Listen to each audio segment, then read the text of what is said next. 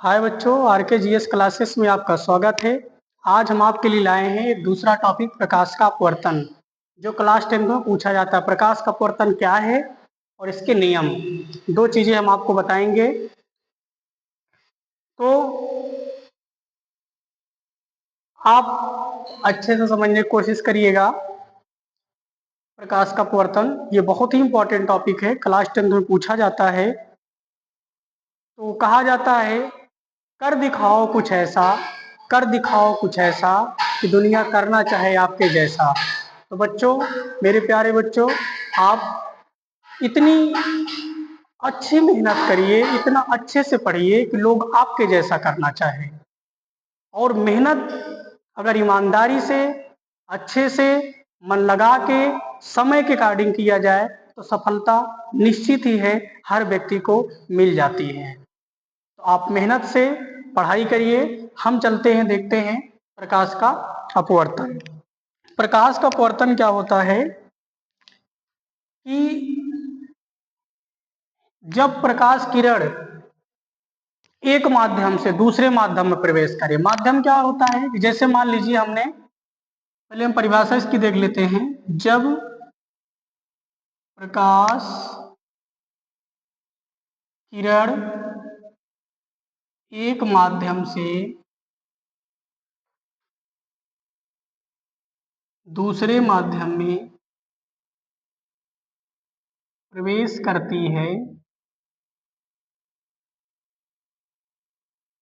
तो वह, जब प्रकाश किरण एक माध्यम से दूसरे माध्यम, आप माध्यम जोड़ लीजिएगा, दूसरे माध्यम में प्रवेश करती है, वह अपने मार्ग से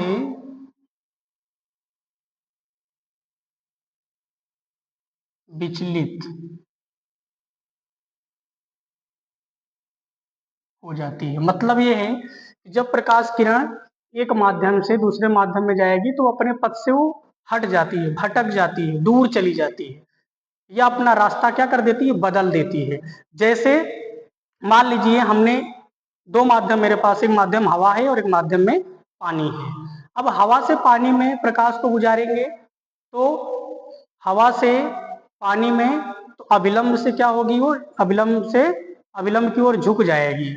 अगर पानी से हवा में डालेंगे तो अविलंब से दूर हट जाएगी। जैसे एक एग्जांपल लेते हैं। पहला केस हमारा यह है कि जब प्रकाश किरण हमारा, मान लीजिए हमारा एयर है और हमारा जल, एयर टू वाटर। जब प्रकाश किरण, मान लीजिए हमारा विरल माध्यम है, क्या है ये, विरल, और हमारा सघन। जब प्रकाश किरण विरल माध्यम से सघन माध्यम की ओर जाती है, अविलंब से अविलंब की ओर क्या हो जाती है, ये सीधे ना जाकर के अविलंब की ओर ये झुक जाती है। क्यों झुक जाती है? क्योंकि जो प्रकाश की चाल होती है वो दोनों माध्यमों में अलग अलग होगी। विरल माध्यम में प्रकाश की चाल ज्यादा होगी हवा में, और सघन माध्यम में प्रकाश की चाल कम होगी, जिसकी वजह से अविलंब की ओर क्या हो जाती है, झुक जाती है। ये हमारा होता है आपतन कोण, और ये हमारा होता है अपवर्तन कोण। ये आपतित किरण है, आपतित किरण है, और ये हमारा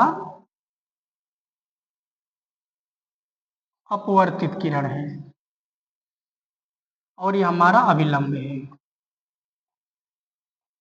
तो पहला केस ये है कि जब प्रकाश किरण विरल से सघन में आएगी तो अविलंब की ओर झुक जाती है।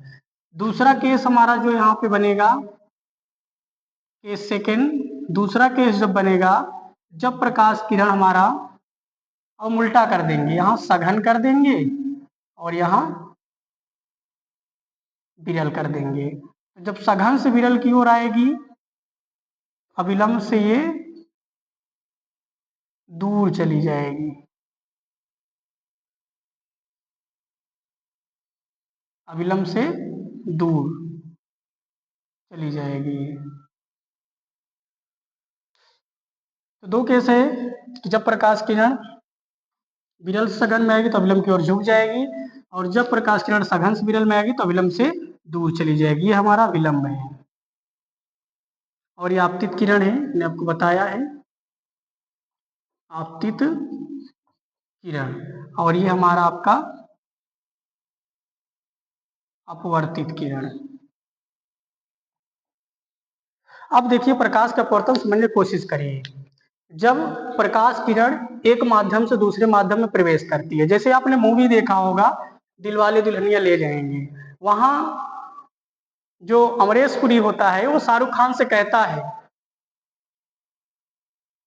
काजोल से कहता है कि जा सिमरन जा, तू अपनी जिंदगी जी ले। कहने का मतलब यह है कि जो सिमरन का रास्ता होता है और उसके पिता का मतलब अमरीश पुरी का जो रास्ता, दोनों का रास्ते अलग अलग होते हैं। तो यहाँ क्या है, यह वही हाल वही लागू होता है कि जब प्रकाश किरण एक माध्यम से दूसरे माध्यम में जाता है तो अपना रास्ता बदल देता है। तो जैसे शाहरुख खान भी बात बोलता है, जा सिमरन जा, अपना रास्ता तू, अपना जिंदगी खुशी से जी ले। एकदम दोनों का रास्ता अलग। पिता भी कहता है, आजाद कर देता है कि आपका रास्ता अलग है और मेरा रास्ता अलग है। तो ऐसे ही इस प्रकाश की किरण के दोनों का रास्ता अलग है। सघन माध्यम में जो इसका रास्ता होगा अलग होगा और विरल माध्यम में इसका रास्ता अलग होगा, सेम मूवी की तरीके से। अब प्रकाश के अपवर्तन के दो नियम हैं। पहला नियम आपका है प्रथम नियम। प्रथम नियम यह है कि आपतन कोण की जा sine I upon sine R सदैव एक नियतांक होता है। क्या होता है? नियतांक होता है। प्रथम नियम है। प्रकाश के अपवर्तन के दो नियम हैं। आपतन कोण की जा साइन आई, अपवर्तन कोण की जा साइन आर का अनुपात सदैव क्या होता है? नियतांक होता है। दूसरा नियम आपका जो है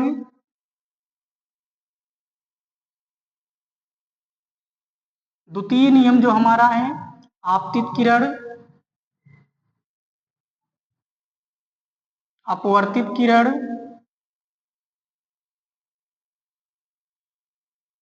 तथा अभिलंब तीनों एक ही तल में होते हैं। तीनों एक ही तल में होते हैं। तो मैंने बताया कि प्रकाश का अपवर्तन क्या होता है। जब प्रकाश किरण एक माध्यम से दूसरे माध्यम में प्रवेश करती है तो अपना रास्ता क्या कर देती है? वो बदल देती है, या अपने पथ से विचलित हो जाती है, या अपने रास्ते से भटक जाती है। इस घटना को हम प्रकाश का अपवर्तन बोलते हैं।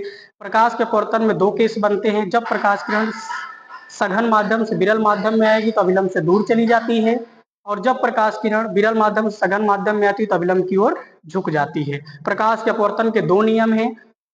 पहला नियम है आपतन कोण की जा तथा अपवर्तन कोण की जा का अनुपात सदैव एक नियतांक होता है। Sine I upon sine R equal to N नियतांक है। और दूसरा नियम आपतित किरण, अपवर्तित किरण तथा विलंब तीनों एक ही तल में होते हैं। प्रथम नियम को स्नेल का नियम भी कहते हैं।